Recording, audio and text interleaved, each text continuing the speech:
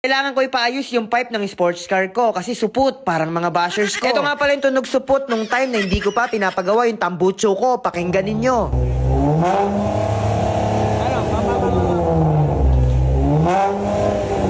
Nang dahil sa katalitik na yan, yung makina ko parang nagmamakaawa tapos parang nanghihina. Papatanggal natin yung katalitik, boss, na. At dahil natanggal na yung katalitik, mga kamotodik, at na-edit na rin yung pipe natin, ipaparinig ko na sa inyo yung tunog. Sound check natin, ha.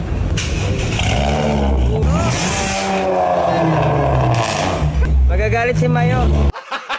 Gago! So mga kamotodik, ngayon pupunta tayo doon sa papagawa natin ng muffler. Papatanggal natin yung katalitik nitong si Bumblebee. Parinig ko sa inyo.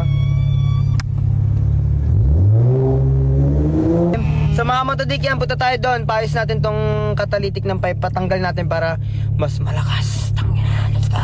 Pumunta kami ni Bumblebee sa paggawaan ng tambucho. 90,000 pesos yung bili ko sa tambucho na ito. Papakalas ko yung katalitik, mga kamotodik, para hindi niya mapigilan yung airflow at saka lumabas yung tunay na tunog.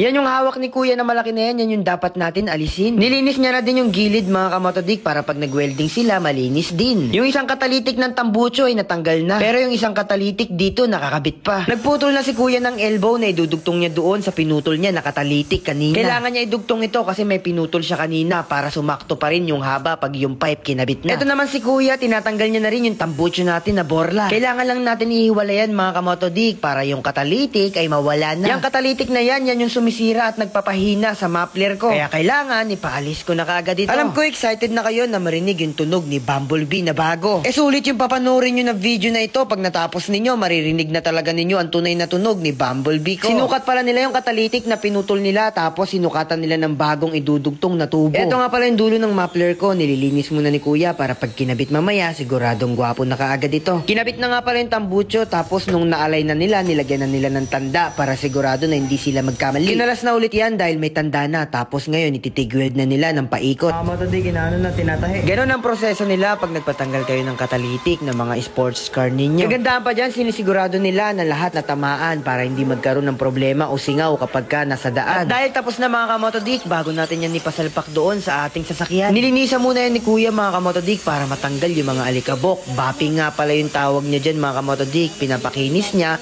para maging malinis na. Nalikabukan lang. Bigil na. O mga motodik, nalinis na. Tapos natanggal yung katalitik, binabalik na. Maya, sound check na. Ano ang tunog nyo mamaya? Tite. Tite? Ano bro ka tite? Ipaparinig ko muna sa inyo, mga kamotodik, yung sound check ng before na hindi pa siya nagagawa. Agad pa daw rin.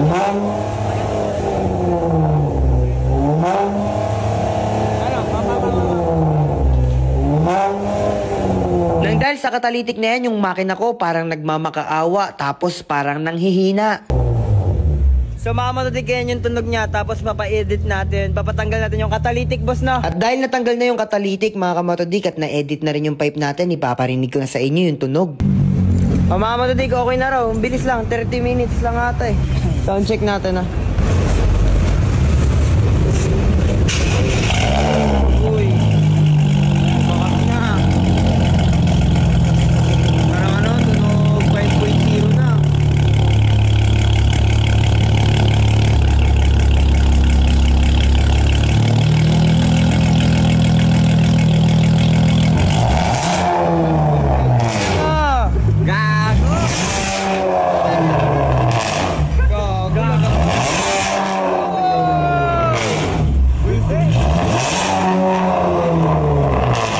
Magagalit si Mayo.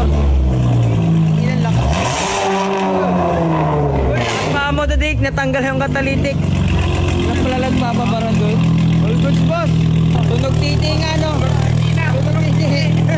Matapang. Sana sa inyo. Lahat ng mga tropang gumawa kay Bumblebee. Lagapak na.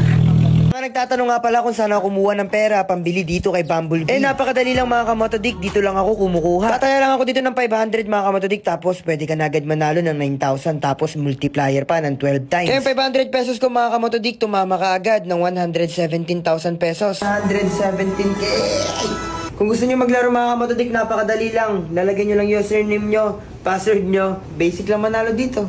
Let's go.